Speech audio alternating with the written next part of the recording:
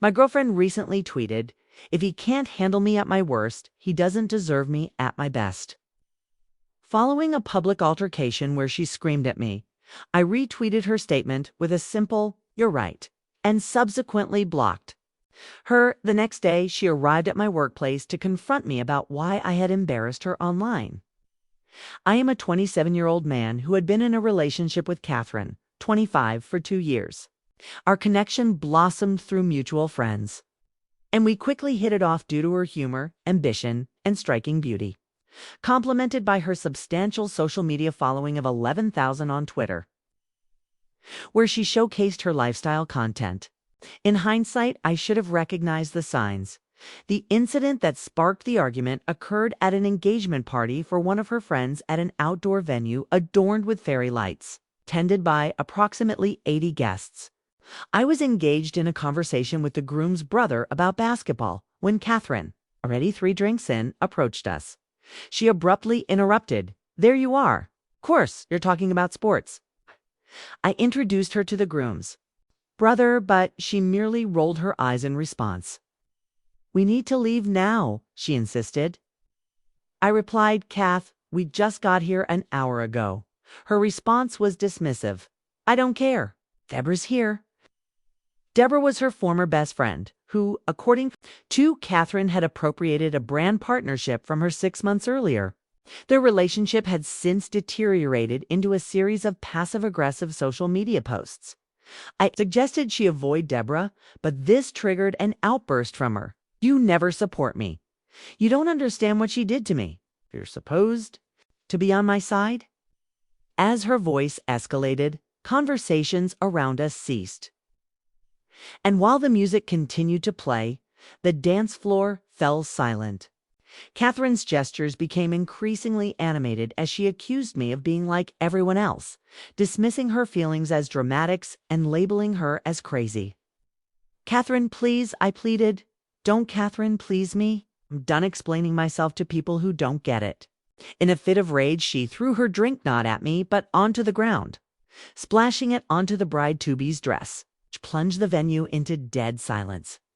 I quickly apologized to the guests before escorting Catherine to the car. Throughout the journey home, she oscillated between remorseful apologies and accusations of making her appear unstable. A couple of hours later, she tweeted again, "If he can't handle me at my worst, he doesn't deserve me at my best," garnering 47 retweets and 89 likes, along with supportive comments such as "period" and "men always want us to shrink ourselves." I found myself scrolling through the replies, disturbed by how people who were not present at the event were painting me as the villain in a narrative. They did not fully understand. In an act of defiance, I retweeted her post with the addition of 2 words, "You're right." Following this, I blocked her on all platforms: Twitter, Instagram, phone, and email, effectively cutting off all communication. Almost immediately, my phone buzzed incessantly with notifications from her friends, her sister, and unfamiliar numbers. I silenced my phone and went to bed. The following morning, I found Catherine waiting for me in my office lobby. "We need to talk about what you did," she demanded. I responded, "Catherine, please leave." She continued, "You humiliated me. Do you realize how many people saw that? Contacts from my brand partnerships are asking questions." When she mentioned the agency that managed her deals and how 3 of her contacts had direct messaged her to inquire about our relationship status, I took a moment to truly observe her. Perfectly styled hair, a fresh manicure, a designer bag, no trace remained of the distressed woman from the previous night. "You screamed at me in public," I reminded her. "You threw a drink that ruined someone's engagement dress, but somehow I'm the problem." "That's different," she retorted. "That was private," to which I pointed out there were 80 people there. "They're not my audience, my followers are. You made me look insane to them." Her expression fluctuated through confusion, anger, realization, and then back to anger again. "Take it down," she demanded. "No," I replied firmly. "Take it down or I'll," she started, but I interrupted. Yule. What? For the first time in 2 years, she was left speechless. Eventually, security escorted her out. But I sensed this was only the beginning. Update 1. A week has passed since I retweeted her and blocked her. And the chaos has been relentless. Catherine initiated a Twitter thread consisting of 15 tweets, accusing me of emotional manipulation and narcissistic abuse. She claimed that by blocking her, I had isolated her from her support system. And she labeled my retweet as digital domestic violence. I am not exaggerating. Those were her exact words. My retweet rapidly gained traction, skyrocketing from 50 likes to an impressive 8,000, largely triggered by the engagement of the bride's friends who began quote-tweeting it with comments like, "Is this about what I think it is?" The situation escalated as people began to investigate, uncovering videos of Catherine's previous public outbursts. Her former roommate contributed anecdotes that further fueled the fire, and the bride from the engagement party even shared the cleaning bill for her dress. In response, Catherine doubled down and posted a TikTok expressing her distress over what she termed mob harassment, claiming that I had weaponized the internet against her. This video garnered an astonishing 100,000 views within just 6 hours as the chaos unfolded. I began to notice a series of odd occurrences. My landlord called to inform me that someone had reported me for violating my lease by allegedly running a business from my apartment to claim that was entirely false. My gym membership was abruptly canceled after someone impersonated me and claimed I was relocating to Australia. Additionally, I received 3 food delivery orders that I never placed, all delivered to my office. It became evident that Catherine was employing a strategy of relentless harassment, attempting to inconvenience me into submission through a barrage of minor annoyances. What I could only describe as death by 1,000 paper cuts. However, there is a crucial aspect to consider when someone builds a digital footprint of their erratic behavior. It becomes evidence. I began meticulously documenting every incident, false report, every unwanted delivery, and any other actions that could be traced back to her. Then Catherine's mother reached out to me. "Patrick, honey, what's going on? Catherine has locked herself in her apartment. She won't eat and says you've ruined her life." I have always had a good rapport with her mother, Rachel, so I decided to be forthright about everything that had transpired: the public outburst, the drink-throwing incident, and the ongoing harassment campaign. After a long pause, Rachel responded, "Well, that explains the credit card charges." Confused, I inquired about the charges, to which she explained that Catherine had been ordering various items to random addresses: food, flowers, and even a mime. "Who orders a mime, Rachel?" I asked incredulously. "She's spiraling into a harassment frenzy. You need to get her help." I assured her that I would handle the situation. 2 days later, Catherine's Twitter and TikTok accounts went silent, leading me to believe the storm had passed. However, I was mistaken.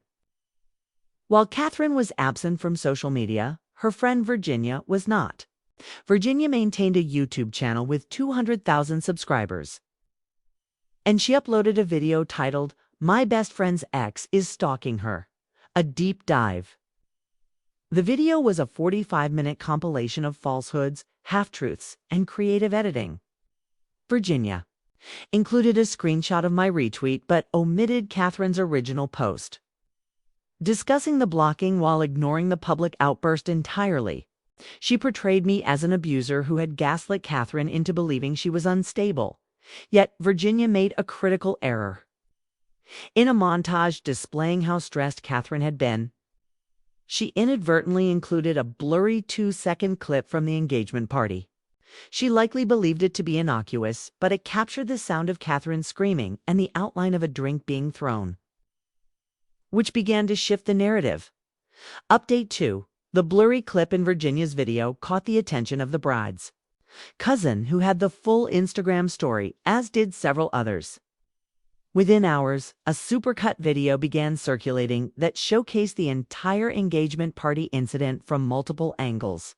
It revealed Catherine's outburst about Deborah, my attempts to calm her, the drink-throwing incident, the shocked expression of the bride, and my repeated apologies as I escorted Catherine out of the venue. The term digital domestic violence began trending, but not in the way Catherine had anticipated. Instead, people started to mock her, creating memes that proliferated across social media. One particularly viral TikTok video featured an auto-tuned version of her screaming, amassing over 2 million views in an attempt to mitigate the damage. Virginia released a follow-up video claiming that the engagement party footage had been taken out of context, asserting that Catherine was merely experiencing a panic attack and that I had failed to support her. This is when Deborah, the ex-best friend who had previously stolen the brand partnership, entered the fray. She posted her own thread with irrefutable evidence, including emails that displayed Catherine's attempts to sabotage her deals, as well as screenshots revealing Catherine had created fake accounts to leave negative reviews on Deborah's content. Deborah even shared a recorded phone call where Catherine confessed to lying to brands about her. The narrative shifted dramatically as the internet turned against Catherine. Within 48 hours, her follower count plummeted from 11,000 to 6,000, and brands began severing ties with her. Her meticulously crafted online persona was disintegrating in real time. Ultimately, she made her most significant misstep. She returned to social media with a Notes app apology. You know the type? I've been doing a lot of reflecting, and this isn't who I am. Mental health is so important. However, she couldn't resist adding, while I take accountability for my actions. I'm disappointed that my ex chose to publicly humiliate me instead of handling this privately. Although I had remained silent throughout her tirade, only retweeting her initially, I felt compelled to respond. I posted my own thread that began, "Since we're discussing public versus private, here's what private looked like." I laid out every incident over our 2-year relationship, detailing the restaurant outbursts, the cashier she made cry, and the time she threw my phone because I didn't like her Instagram post quickly enough. Each account was presented calmly and factually with witnesses tagged. But the ultimate reveal was the security footage. Yes, my office building had cameras in the lobby and they captured everything. The crystal clear video of Catherine demanding that I delete my retweet, coupled with her threats of being escorted out by security, served as a poignant conclusion to my narrative. I ended my thread with the line, "I didn't humiliate you publicly. You did that yourself. I merely agreed with you." Shortly thereafter, Catherine's mother called me, visibly upset. "Patrick, I'm so sorry. I had no idea it was this bad. We're getting her into therapy, real therapy this time." It was worth noting that Catherine had previously quit on 3 different therapists, claiming they didn't align with her personal brand. The final blow came from an unexpected source: the bride from the engagement party. She decided to sue Catherine for the damage to her dress in small claims court, skewing $1,200 plus compensation for emotional distress. She made the filing public, humorously noting that since Catherine liked to share everything on social media, this felt fitting. In a twist, Catherine attempted to countersue for defamation. However, during the hearing, the judge took one quick look at the video compilation that had circulated online and dismissed her claim, without even taking 5 minutes to deliberate. Update 3. It has now been 3 months since the engagement. Party incident, 2 months since the online meltdown, and 1 month since I last heard from Catherine directly. One might assume that this story ends with her fading into obscurity, perhaps moving back home and seeking the therapy her mother mentioned. Instead, she pivoted to OnlyFans. I am not joking. She rebranded herself as a mental health warrior and a survivor of public shaming, posting thirst traps with captions about healing and rising above adversity. Surprisingly, she is thriving financially. It turns out that infamy sells better than her previous lifestyle content ever did. Virginia continues to produce YouTube videos defending Catherine, framing the entire situation as a tale of cancel culture and mob mentality. Their narrative has evolved to suggest that I orchestrated everything, that I knew Catherine would explode at the party, anticipated her tweet, and planned my retweet to go viral. I have somehow become an evil genius playing 4D chess. The reality, however, is that I was simply exhausted from being screamed at, tired of apologizing for her behavior, and weary of being cast as the villain in her stories. My retweet was not a strategic masterstroke. It was merely an expression of agreement, exhausted, resigned agreement. Yet, here's the plot twist that no one saw coming. Alexander reached out to me last week. He was Catherine's ex before Mitha, one she always described in ominous terms as toxic and manipulative, claiming he stifled her dreams and dimmed her light. His message began with, "Hey man, I know this is weird, but I wanted to say I'm sorry you went through that, and thanks." We met for coffee, and it turned out that his story mirrored my own in an unsettling way. He had endured public meltdowns that were attributed to him and faced social media campaigns depicting him as an abuser. The only difference was that he lacked video evidence. He had suffered in silence while Catherine painted him as a monster. She had managed to convince both of us that we were the problem. Alexander shared that he had been in therapy twice a week, grappling with the notion that he was some sort of narcissist. However, after seeing my thread, he experienced a moment of realization. Holy, it wasn't me. We compared notes, and the patterns were strikingly similar: screaming, public humiliation, social media revisionism, and the same accusations about being unsupportive and emotionally unavailable. "I've been dating someone new for a year," he mentioned. "Normal," he said with a laugh. It's strange how normal feels odd after Catherine. I completely understood what he meant. The truth is that my viral revenge story was never intended as revenge. It was simply a reaction to exhaustion. I never aimed to destroy her reputation or to become the main character on Twitter for a week. I just wanted her to stop. And she did. Stopped calling, stopped showing up, and stopped trying to paint me as the villain. However, she hasn't stopped being herself. She remains out there, spinning narratives and still convinced that she is the hero of every story. Having found a new audience willing to pay $14.99 a month for her content. As for me, I've begun dating again. Nothing serious just yet. It's hard to trust after the experience with Catherine, but my therapist assures me that this is a normal reaction. Yes, I found a real therapist, one I won't quit on for not understanding my brand. My retweet remains up, still accruing random likes and comments. It has morphed into a meme in certain corners of the internet, with your right being branded as peak breakup energy. At times, I contemplate whether I should delete the retweet, move on entirely, and allow the situation to fade away. But then, memories flood back: the bride's ruined dress, the cashier she made cry, Alexander's silent suffering, and the many people she harmed while playing the victim. Thus, the retweet endures as a digital monument to the perils of believing one's own hype. Catherine's mother, Rachel, still reaches out occasionally with updates on Catherine's therapy, assuring me that she is sticking with it this time. She expresses her apologies for not recognizing the signs sooner and hopes I am doing well. And I am doing well, not great. Not terrible, just well. It turns out that is enough. Interestingly, the bride from the engagement party followed me on Instagram last week. She posted a story featuring her wedding dress, pristine white with no champagne stains, tagging me with the note, "Thanks for the drama content. Made the wedding speeches way more interesting. Least someone got a happy ending out of this mess. That's it. Reddit, no profound wisdom, no tidy conclusion in which the villain learns their lesson. Just life, messy and ongoing. At least I'm not being screamed at in public anymore." Small victories, right? Edit: since everyone keeps asking, yes, I still have her blocked. No, I don't check her OnlyFans. Okay. And yes, my retweet continues to be the top result when you Google her name.